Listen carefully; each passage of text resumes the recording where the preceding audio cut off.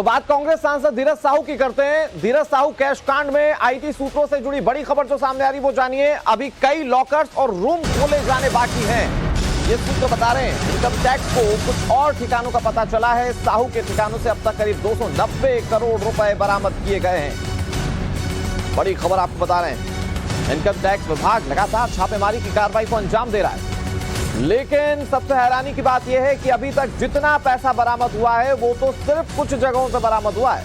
कहा जा रहा है कि अभी कई ऐसे ठिकाने हैं जिसे खोलना बाकी है, और अगर वो खुलेंगे तो हो सकता है कि जितनी रकम मिली है उससे ज्यादा रकम निकलकर सामने आ जाए।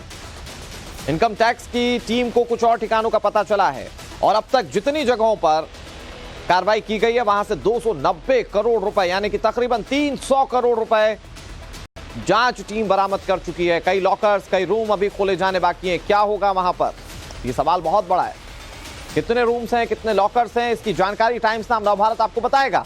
लेकिन अभी तक जितना मिला है, हो सकता है कि वो अब तक का ट्रेलर हो सकता है कि पूरी फिल्म अभी सामने आना बाकी हो। इधर धीरज साहू के ठिकानों पर रेड का चौथा दिन है। आज भी रांची में धीरज साहू के घर पर इनकम टैक्स की ओर से रेड जारी है। रांची वाले घर से 3 बैग लेकर अधिकारी निकले। साहू के आवास से ज्वेलरी भी बरामद की गई, जो सूत्र बता रहे हैं।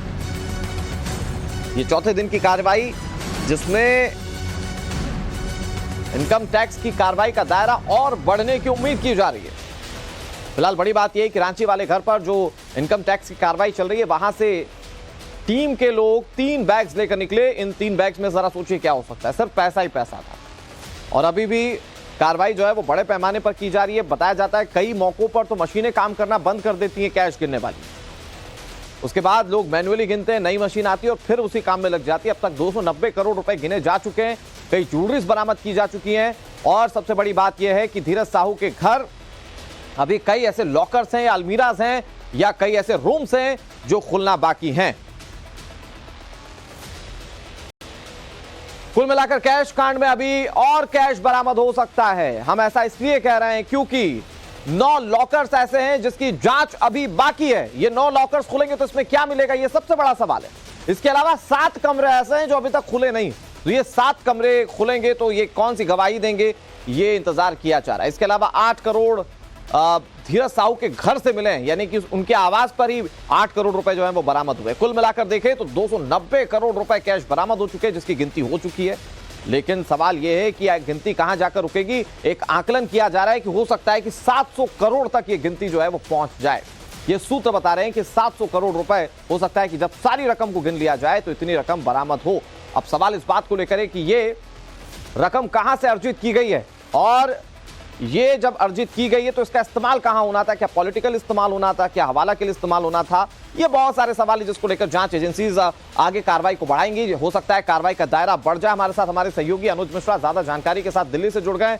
गौरव श्रीवास्तव हमारे साथ जुड़ गए साहू के दिल्ली वाले घर से। मैं शुरुआत गौरव आप ही से करता हूं, क्योंकि अभी जिस तरह से कार्रवाइयां चल रही हैं, पता ये चल रहा है कि कई लॉकर्स और कई रूम्स अभी खुलना बाकी हैं, और एस्टिमेटेड ये माना जा रहा है कि आंकड़ा 700 करोड़ तक पहुंच सकता है कैश मिलने का। क्या जानकारी आपके पास?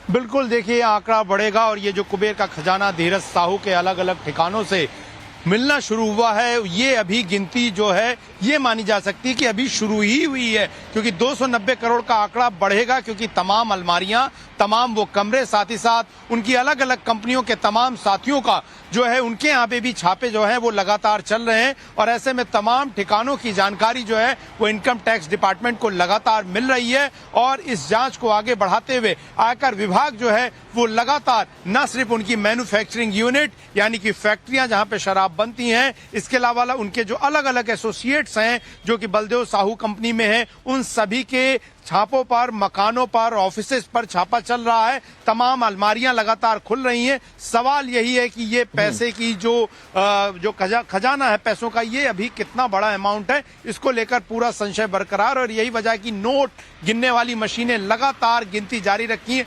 मशीनें बंद होती हैं, नई मशीनें लाई जाती हैं, उनको दोबारा स्टार्ट किया जाता है, लेकिन लगातार गिनती शुरू है। और धीरज साहू का ये दिल्ली स्थित आवास, यहाँ पर एक सन्नाटा पसरा हुआ है, लेकिन उनकी एक लग्जरी गाड़ी जिसकी कीमत 2.5 करोड़ है, वो इस बात को बयां करती है कि किस कदर की लग्जरी लाइफ जो है वो धीरज साहू लीड करते हैं। और ये 2.5 करोड़ की गाड़ी जो आपको इनके 29 फिरोजशाह रोड बंगले पर इस वक्त नजर आ रही है, ऐसी ही तमाम गाड़ियां दिल्ली से लेकर गुड़गांव तक इनके ठिकानों पर जो है वो मौजूद हैं। और इन गाड़ियों का स्रोत क्या है, ये सारी चीजें जो हैं वो आने वाले समय में जांच का विषय होंगी, क्योंकि इसमें प्रेडिकेट ऑफेंस यानी कि वो अपराध जो कि हवाला के अपराधों के तहत माने जाते हैं, उनके तहत भी जो है अब जांच आगे शुरू होगी। क्योंकि लार्जर मनी क्राइम जो है इसमें देखने को मिल रहा है, फाइनेंशियल क्राइम देखने को मिल रहा है। क्योंकि इन बहुत बड़ा सवाल गौरव ये छूट जाता है कि ये पैसे अर्जित कैसे किए गए और कहां इसे खपाना था, क्या इसको लेकर भी इसे सब कुछ तय किया जा चुका था। इसको लेकर जांच जो होगी वो बहुत ज्यादा इंटरेस्टिंग है, इस पर बात करें। इस बीच एक बड़ी खबर अपने दर्शकों को बता देते हैं। धीरज साहू मामले में बीजेपी सांसद निशिकांत दुबे ने बड़ा दावा किया। धीरज साहू के 15 कमरे खुलना बाकी, निशिकांत दुबे ये दावा कर रहे हैं। और निशिकांत दुबे अपनी ओर से जो आकलन रख रहे हैं वो ये कि 400 करोड़ का कैश हो सकता है। बड़ी बात कही गई है, 290 करोड़ अब तक गिने जा चुके हैं, अभी हो सकता है निशिकांत दुबे के मुताबिक कि 400 करोड़ तक ये आंकड़ा पहुंच जाए। इस पूरे मामले पर चूंकि मामला कांग्रेस के राज्यसभा सांसद से जुड़ा हुआ है, पॉलिटिकल रिएक्शंस आना शुरू हो चुके हैं। निशिकांत दुबे क्या कह रहे हैं, जरा सुनिए। 15 कमरे खुलने बाकी है। मुझे लगता है कि हाल फिलहाल के इनकम टैक्स के इतिहास में, भारत के इतिहास में किसी एजेंसी ने इतना ज्यादा पैसा जो है बरामद नहीं किया होगा। ये पैसा 300 से 400 करोड़ रुपया कैश होगा। अलग अलग जो बिजनेस होंगे वो अलग है, एसेट होंगे वो अलग है, जो इमूवेबल प्रॉपर्टी होगा उसका हिसाब किताब अलग होगा। केवल मैं कैश की बात कर रहा हूं। तो विपक्षी हमलावर हो गए, लेकिन सवाल जब धीरज साहू से पूछा जा रहा है तो वो भागते हुए दिख रहे हैं। आपको बड़ी खबर बता दें, कैश कांड के सवालों पर धीरज साहू भागते हुए दिखाई दिए। टाइम्स नाम नवभारत ने धीरज साहू से सवाल पूछे तो उन्होंने वहां से निकल जाना ही मुनासिब समझा। 300 करोड़ कैश के सवालों से कांग्रेस सांसद धीरज साहू नजर बचाते हुए दिखाई दिए। नवभारत लगातार सवाल पूछता रहा, लेकिन धीरज साहू ने इस पर कोई प्रतिक्रिया नहीं दी। अपनी महंगी लग्जरी गाड़ी में वो वहां से चलते गए। हालांकि हमारे कैमरे पर उन्होंने सवालों के जवाब ना दिए हों, लेकिन जांच एजेंसी जब सवाल पूछेगी तो जवाब देना होगा। इतना बड़ा नोटों का जखीरा कहां से आया है, कहां इस्तेमाल किया जाना था, ये बहुत सारे सवाल हैं। और जैसा कि हमारे सहयोगी गौरव आपको तस्वीरों में दिखा रहे थे किस तरह से लग्जरी लाइफस्टाइल जो है वो मेंटेन करते हैं, ये किसी से छिपा नहीं। वो तस्वीरें उसकी आप देख ही रहे हैं लगातार। लेकिन जब उनसे सवाल पूछा गया कि ये सोर्स ऑफ मनी, ये पैसा आ कहां से रहा है, तो उस पर उन्होंने किस तरह के रिएक्शन दिए, देखिए जरा। आईटी रेट्स पे क्या कहना चाहेंगे सर? सर 300 करोड़ की राशि इकट्ठी हुई है सर। 300 करोड़ पीएम ने भी ट्वीट करते हुए बोला है सर कि जनता का लूट के ये पैसा इकट्ठा किया गया। कुछ कहना चाहेंगे सर? सर आईटी रेट्स पे कुछ कहना चाहेंगे? तो नोटों का इतना बड़ा जखीरा कि आंखें फटी की फटी रह गई। हर किसी के मन में सवाल यह है कि धीरज साहू के पास आखिर नोटों का इतना बड़ा जखीरा आया कहां से, आखिर इसका असली मालिक कौन, इसे अलमारियों में किस मकसद से छिपा कर रखा गया। लेकिन धीरज साहू मुंह खोलने को तैयार नहीं।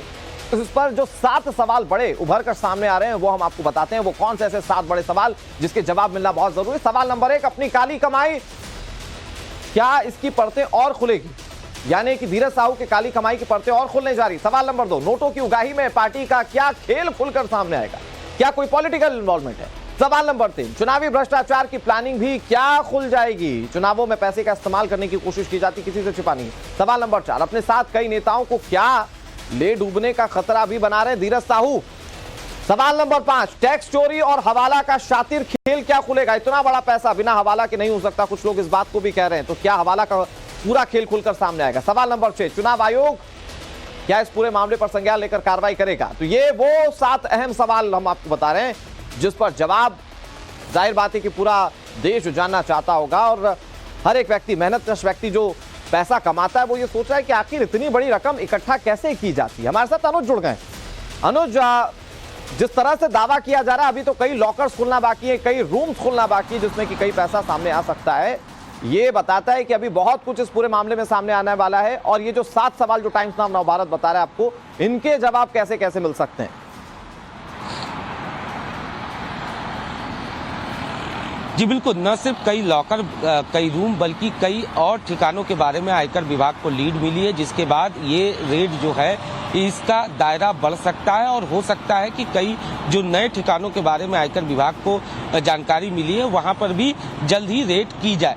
जाहिर तौर पर जिस तरीके से ये पैसा मिला है, जब 9 लॉकर खोले, 9 अलमारियां खोली गई, तो उसे देखकर आयकर विभाग के भी होश उड़ गए, क्योंकि इतनी भारी मात्रा में कैश जिनकी गिनती जब शुरू की गई तो एक बार मशीन भी खराब हो गई। हालांकि उसके बाद मशीन नई लाई गई, उसके बाद फिर से गिनतियां शुरू की गई। इतना ही नहीं, साथ ही साथ ज्वेलरी मिलने की बात भी सामने आई है। अब इस पूरे मामले में निश्चित तौर पर ईडी की एंट्री जो है वो संभव है, क्योंकि जिस तरीके से ये कैश मिले हैं, ऐसे में ये जांच बढ़ेगी कि आखिरकार इस कैश का फ्लो जो था वो किस तरीके से था, क्या हवाला के जरिए कोई ट्रांजैक्शन हुआ था। ये तमाम चीजें जो है वो जांच का विषय है और यही वजह है कि कहीं न कहीं धीरज साहू की मुश्किलें आने वाले दिनों में बढ़ने वाली है। जांच का दायरा जो है वो बढ़ सकता है। फिलहाल जो है वो आयकर विभाग का साफ तौर पे ये कहना है कि अभी कई ऐसी जगह है, कई ऐसे, ठीक है, यानी कि जांच का दायरा बढ़ेगा और बहुत सारी चीजें खुलकर सामने आ सकती है। इस पर नजर बनाए रखिए। गौरव और अनुज, आप दोनों, फिलहाल आप दोनों का बहुत शुक्रिया हमारे साथ जुड़ने के लिए और तमाम जानकारी देने के लिए।